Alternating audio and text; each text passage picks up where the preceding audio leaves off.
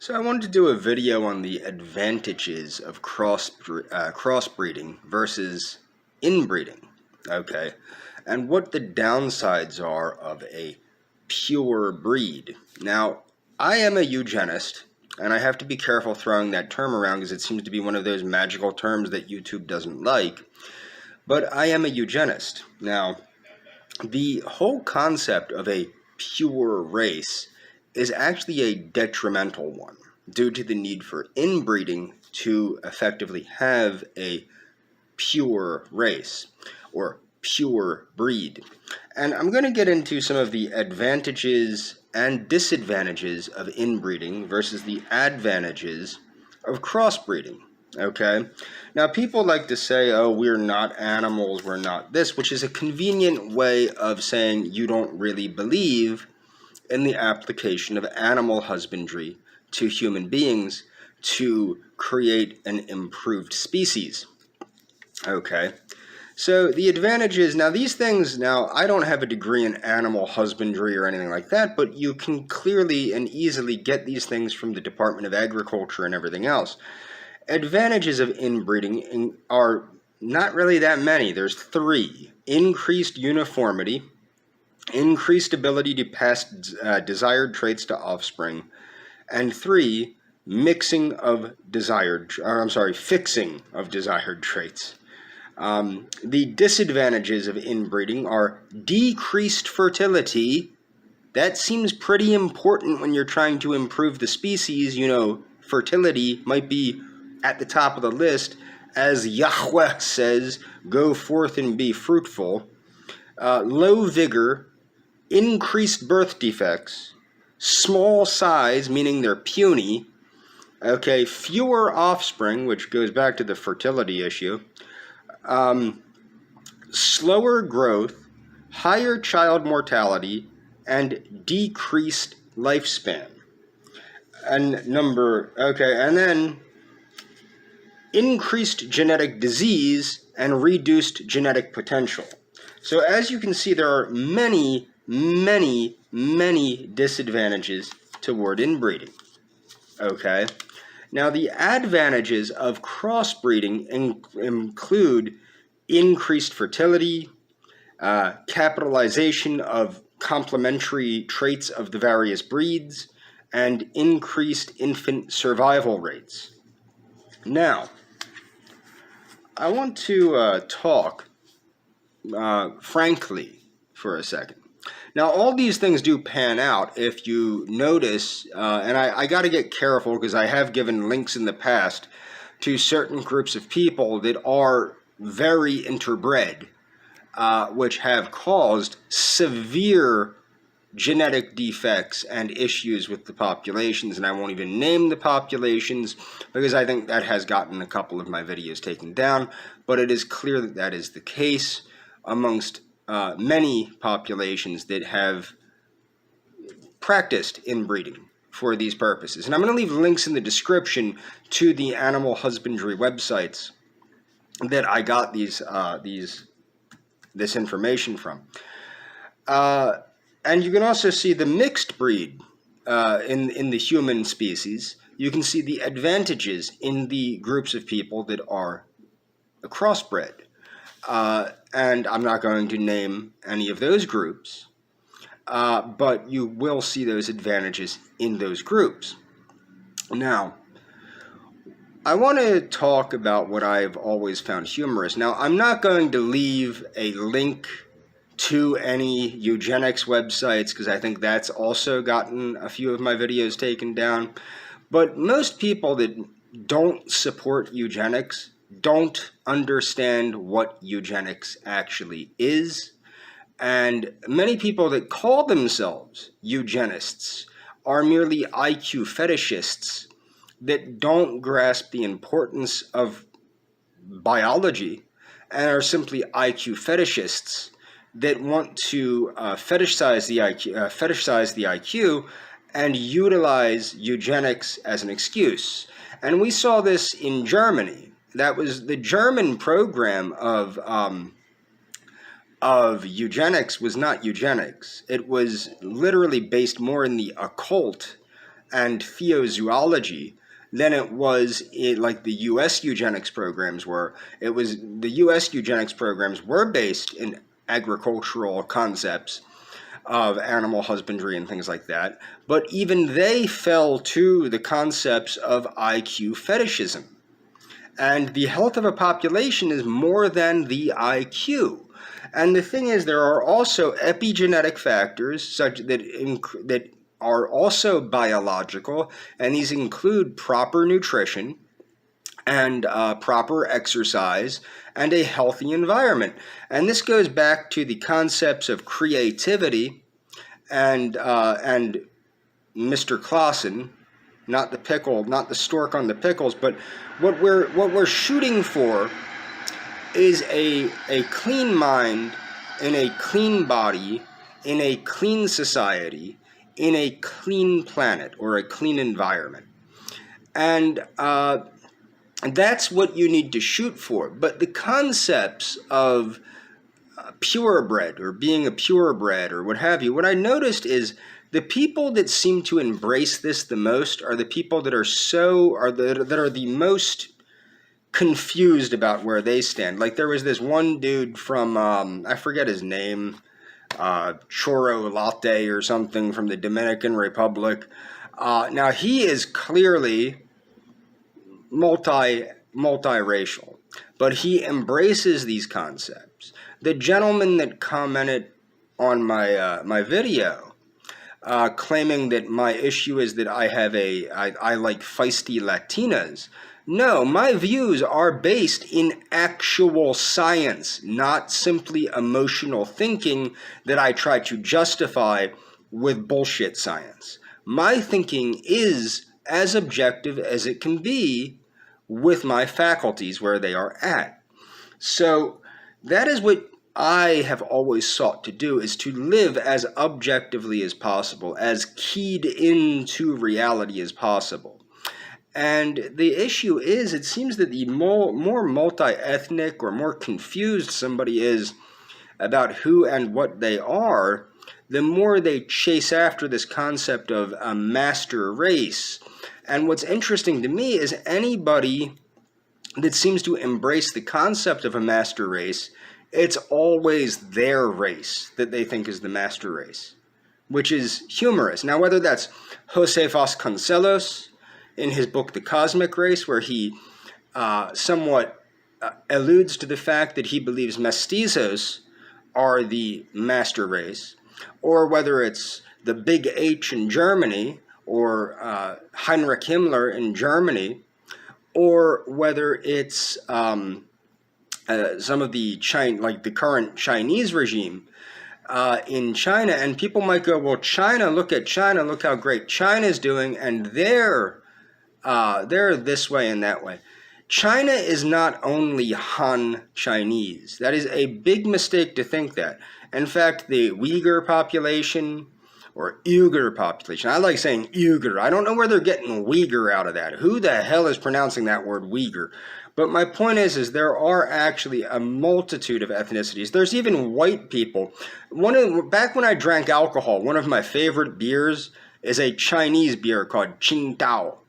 And Qingdao is made by Germans they were Germans that settled in China, and the beer is called Qingdao, and it's a popular beer in China. And my buddy that was a bartender he still is a bartender at the Chinese restaurant. Maybe I should go see him one of these days and get a Qingdao.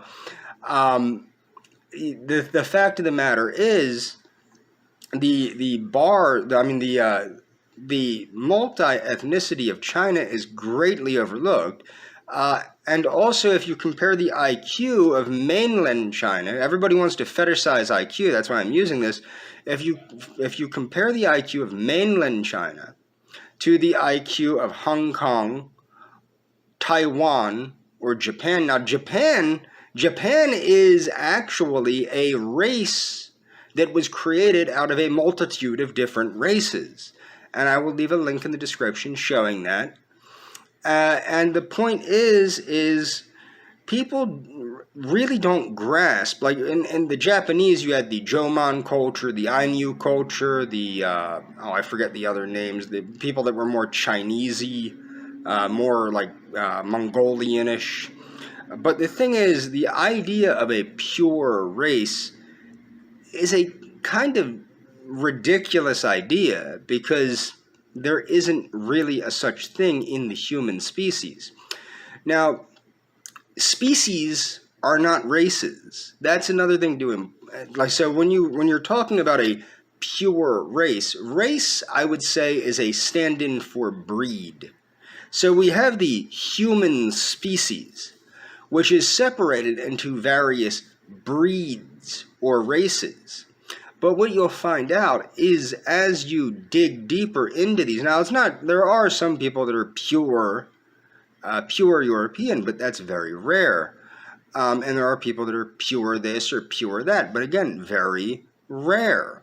And that's why I think that the understanding of biological anthropology actually does stop racism. Understanding the biological reality of race should actually put a halt to racism.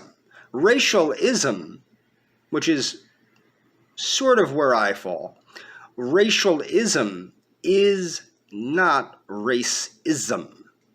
The acknowledgement of the biological reality of race is not the same thing as racism. However, so many people that accept these concepts or claim to accept these concepts. Like one of very famous, I still follow him on Gab, Steve Saylor. I think he writes primarily for VDare. I've been following VDare for a long time, which stands for Virginia Dare, who was the first white person born in the New World. Now, VDare, Steve Saylor even admits that a race is an extended family. Okay, we've seen the issues with inbreeding, and I will read the issues with inbreeding one more time as I get to them. And I'm more of a fan of Gonzalo Guerrero, the father of the first mestizos, not Virginia Dare, although Virginia Dare is pretty hip too. But my point is the disadvantages of inbreeding: decreased fertility, low vigor, increased birth defects, small size, fewer offspring, slower growth, increased child mortality, decreased lifespan, increased genetic diseases, and reduced genetic potential, meaning you don't have the ability to, an inbred population does not have the ability to meet its genetic potential. And you can see that the lower fertility rates, the smaller, more diminutive size of certain people that are more so, inbred. This is a common theme that is obvious, okay? And, the advantages of crossbreeding, one more time: increased fertility, capitalization on the complementary traits of the various breeds, increased infant survival. Increased fertility and increased infant survival are extremely important when you're talking about having a strong people. So as you can see, like Steve Saylor, the gentleman that writes for VDare, I forget what he is. He's some kind of scientist. I forget whether he's a social scientist or a real scientist. But the point is, what my point is that this whole concept of pure breeding is simply an excuse for inbreeding. And people that cannot grasp that, human breeds or human races are very comparable to canine breeds, okay, in the sense that it's the same deal. So the inbreeding concepts and the disadvantages of inbreeding, I think if I remember correctly, I got that from a canine breeding website. My point is that people need to take into consideration the full magnitude of the long-term impact of half-thought-out policies based on emotional thinking. Okay? You have to consider, is this a positive for the population or a negative for the population? And inbreeding or seeking a pure breed or pure race is almost always that will be a negative. Now, inbreeding animals to a point where certain traits are fixed and then mixing those breeds later, that's a different story. But that's not what is going on in the minds of these people. And I think what's interesting to say is this idea that I have a fetish for feisty Latinas. Me wanting to bang, or actually not even wanting to bang, me wanting to reproduce with one exceptional Latina hardly registers me as having a Latina fetish. Okay? Now, I will admit, generally speaking, Latinas are put together better than white chicks. However, that's because of certain biological factors affecting white women. One of the biggest ones is I don't think they give a damn anymore. I mean, I see white women walking around that look like, piles of fat, and just disgusting, unkept mongrels, really. And, I mean, we can get more into that in later videos. I've tried steering this channel away from politics and steering it away from things like eugenics because it's negative to me, and I've been trying to focus more on epigenetics, such as diet, exercise, and things and cultural things. But the fact of the matter is, I obviously cannot do that because I get sucked back in. Now, I also want to talk about another issue that I find interesting regarding the Afghan conflict, about us withdrawing from the Afghan conflict. And this is a different situation that has to do with a response to a comment of mine. And I'm just going to keep this brief. Some idiot, when we withdrew our troops, I commented on a China Uncensored video, and this idiot named something like Jose Esglesias or something, who probably served in Afghanistan, which is why he is so outspoken about wanting to stay in Afghanistan, is my guess. But what happened is he goes, "Oh, are you trying to get them to put weapons on our borders?" We don't have to worry about Afghanistan. Because the only reason we have to worry about Afghanistan is in respect to Afghanistan's potential alliance with Vladimir Putin's Russian Federation, which actually, it seems like some of the Russian Federation countries actually backed us up in Afghanistan. We only really have to worry about it in respect to Russia's influence in Afghanistan and China's influence in Afghanistan. Afghanistan is not a technologically advanced country. It will not be a technologically advanced country. The primary threat that we have in regards to Afghanistan is in respect to Russia and China's influence in that area. Now, meanwhile, we have very real threats much closer to home, such as Cuba is a potential threat to the United States. Venezuela is a potential threat to the United States. Really, Cuba is a threat to the United States. It always has been. It has been since it's gone the way of Castroism. Venezuela became a threat when it went the way of Chavezism, which is basically glorified Castroism. And even my lovely, lovely wannabe country of Argentina that I would love to go to, they are a potential threat, because they are working now with China and Russia and Cuba and other places. And I think it's very interesting. I've gotten in many arguments with people about why I believe the best way to solve the Cuban crisis is for the United States to install a puppet government in Cuba, that like we did in Afghanistan, okay? Like we did in Afghanistan, but in Cuba, which is of far more interest to the United States than Afghanistan is. And people will go, because I don't believe in fusing Cuba with capitalism or anything like that. Everybody, all the embargoes. You have to lift the embargoes. Yeah, let's put more corruption in an already corrupt country. Let's get one thing straight. The problems in Cuba are not related to communism. They're not related to capitalism. They're not related to anything besides corruption and the abuse of power by the people in charge of the country. It's a banana republic. It always has been since it was, really it has been since the first guy, Batista.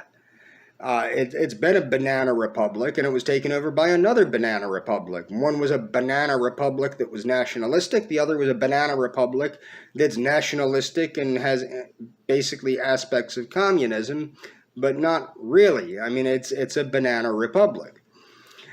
We also have real threats from the other countries, such as North Korea, Iran, Russia, China. These are real threats to the United States through their ability to influence, through foreign aid and other things, Cuba, Venezuela, and other Latin American countries, but Cuba, Venezuela, Argentina, Ecuador, I believe, is part of the Belt and Road Project or whatever. They're taking loans from China, which means they're probably going to lose ports to China if they haven't already.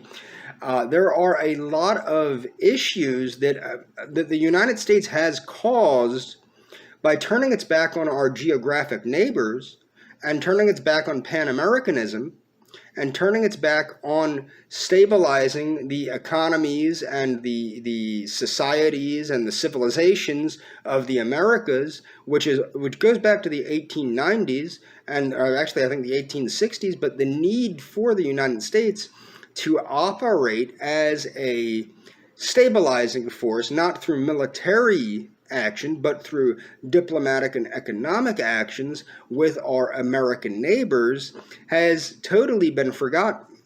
And it has resulted in us having really dangerous situations in many countries all around the Americas. Okay, that's a reality. That is not, that's not like, oh, it's Afghanistan. Afghanistan's going to become a threat. No, it's not, because Afghanistan, the Taliban are not going to accept any direction from the Chinese or the Russians. The Taliban are essentially an aggressive terrorist organization that is not going to allow, because the thing is, when China and Russia start to try to get mutually beneficial agreements, and that's the thing is, I think that China and Russia are going to try and strike mutually beneficial agreements with the Taliban.